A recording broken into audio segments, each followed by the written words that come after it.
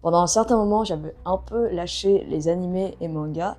Et puis il y a quelques temps, mon frère il m'a fait découvrir une œuvre qui est juste incroyable et dont je dois vous parler puisque en vrai, sans lui, je pense que j'aurais raté un chef-d'œuvre. Et cette œuvre, c'est un de mes tout premiers manhwas, si ce n'est le premier après Solo Leveling. Et il s'agit de T-Bate, de son vrai nom, The Beginning After the End. Mais on va rester sur T-Bate puisque l'accent anglais, ça n'a jamais été trop ça.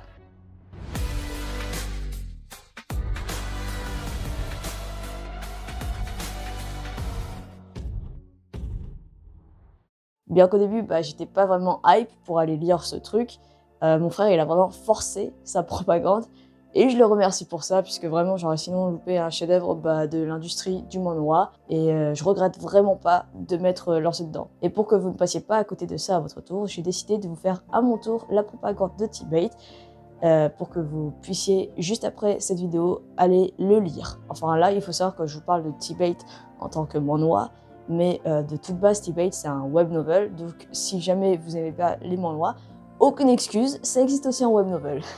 Mais bon, ce qui nous intéresse, c'est pourquoi est-ce que j'aime tant cette œuvre, et pour ce fait, je vais d'abord vous faire un petit résumé de ce qu'est T-Bate pour que vous puissiez comprendre à peu près dans quel univers ça se passe.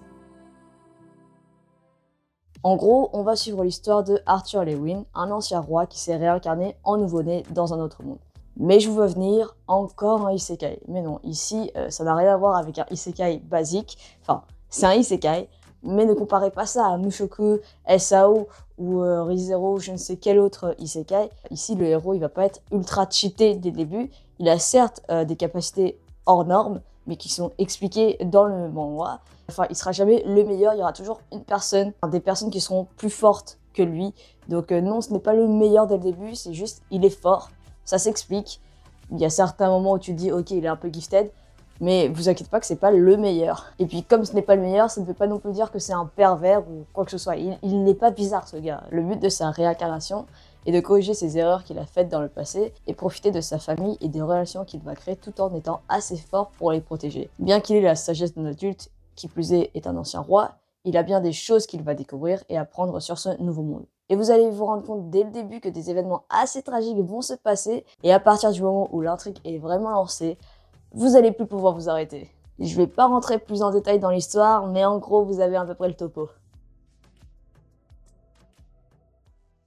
Et si vous me demandez qu'est-ce qui change avec un isekai classique, je vous répondrai à peu près tout. Alors certes, ça se passe dans un monde où il y a de la magie, mais ici, tout est expliqué. Je vous jure, chaque point où vous allez me critiquer, j'ai trouvé un contrepoint pour vous expliquer pourquoi. Bien que dans la plupart des isekai, le système de combat se fait par la magie, ici, je trouve que le concept est assez complexe, mais qu'il est plutôt bien expliqué. C'est difficile à concevoir, mais tu comprends la complexité du monde dans lequel Arthur est entré quand il apprend les bases du concept. On apprend les concepts en même temps que lui, et on suit vraiment pas à pas son évolution sans aller vers la précipitation. Ici, l'auteur, il prend son temps et il le prend vraiment bien. Bien que le début puisse paraître assez long, mon frère m'avait prévenu, il y a un certain événement qui va se produire et une fois cet événement lancé, votre histoire elle est lancée et vous arrêtez pas. Vraiment, ça se lit d'un seul coup, T-Bate, je pense. Mais si avec l'histoire qui était bien, je comprendrais que peut-être certains puissent se réfréner à lire T-Bate, mais non,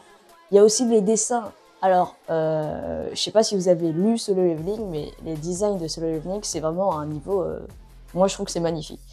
Certes, T-Bate n'arrive peut-être pas au point de Solo Leveling, je l'admets. Quoique, il y a certaines planches, franchement, tu te dis « Waouh, c'est magnifique ».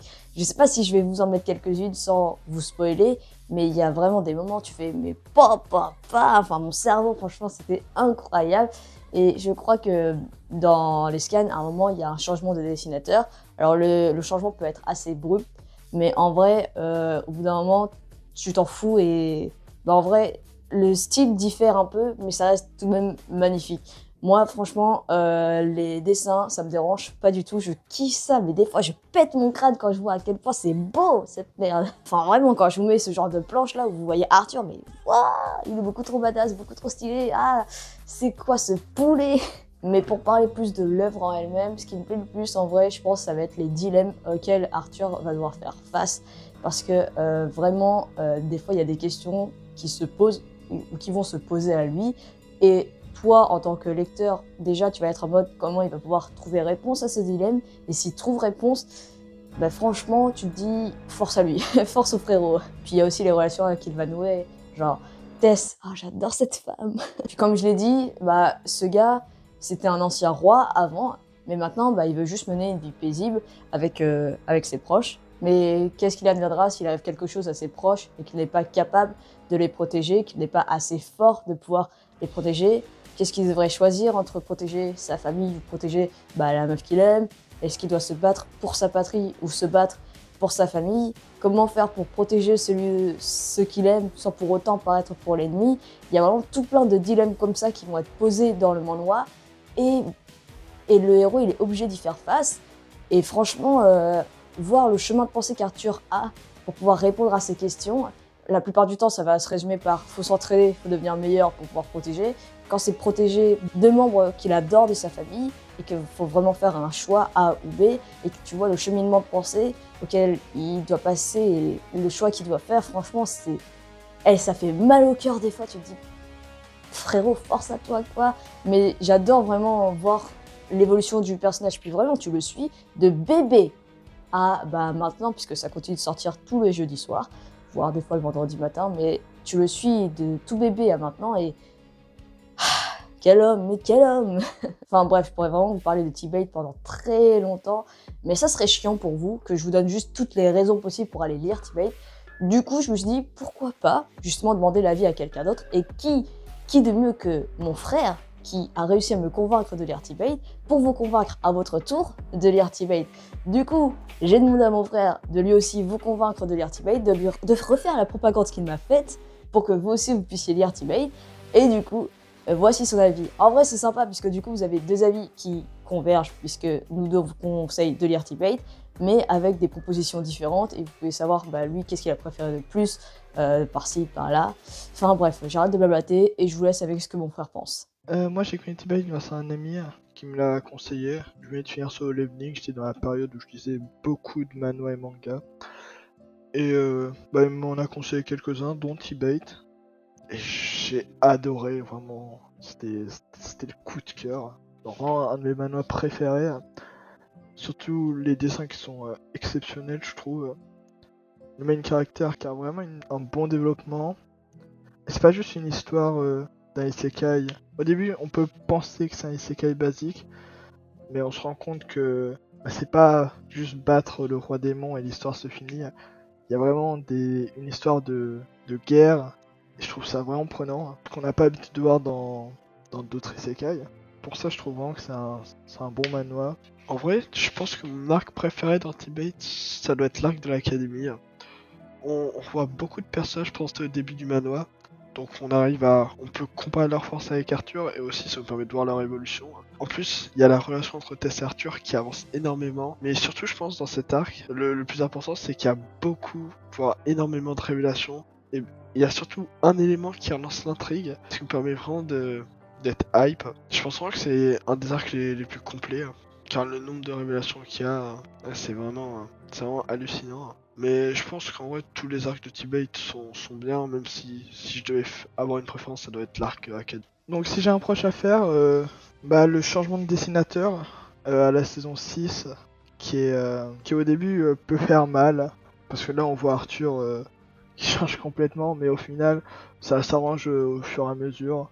On voit que les dessinateurs ils s'améliorent. Au final, je sais pas si c'est vraiment un gros défaut ou reproche. Mais sinon, globalement, j'aime vraiment T-Bait et j'ai pas moins de reproches à faire dessus. Ouais, franchement, T-Bait c'est un excellent manhwa, c'est un des meilleurs que j'ai vu. Il a adapté vraiment à tout le monde. Genre, là, c'est vraiment bien. Il y a même pas, il y a pas que T-Bait, il y a aussi Solo Leveling qui est un excellent manhwa ou Infinite Mage. Mais T-Bait, c'est vrai que c'est vraiment un coup de cœur. C'est pas juste réservé à un public, c'est vraiment pour tout le monde. Kiffez et lisez, hein. Moi j'aime vraiment cette œuvre. Enfin voilà, vous avez à peu près nos deux avis sur T-Bait. Vous voyez qu'on est très d'accord pour vous dire de lire T-Bait, mais là on s'est focalisé sur T-Bait. Bien sûr, il y a plein d'autres manhwas à lire. Il m'a également conseillé Infinite Mage, mais là en tant que premier manhwa que vous devez lire, c'est Tibet. Vraiment, si vous devez lire une œuvre en ce moment, c'est Tibet. Moi, je kiffe trop ça. C'est une des seules œuvres en fait où je suis à jour, excepté Dan Dan Dan et Arcane que j'ai regardé en novembre. C'est peut-être pour ça qu'il n'y a pas eu de vidéo en novembre. Non, je suis désolée pour les. Je voulais vraiment faire une vidéo en novembre. J'ai pas eu le temps. Bientôt le voyage au Japon. On est déjà en décembre. Ça arrive bientôt, j'ai hâte de pouvoir vous faire des vlogs et tout, ça va être incroyable. Mais c'est pas le sujet de la vidéo, franchement. Lisez Tibet, j'espère que cette vidéo vous aura plu. Si c'est le cas, bah, n'hésitez pas à liker, à vous abonner et même à la partager. Et surtout, surtout à lire Tibet.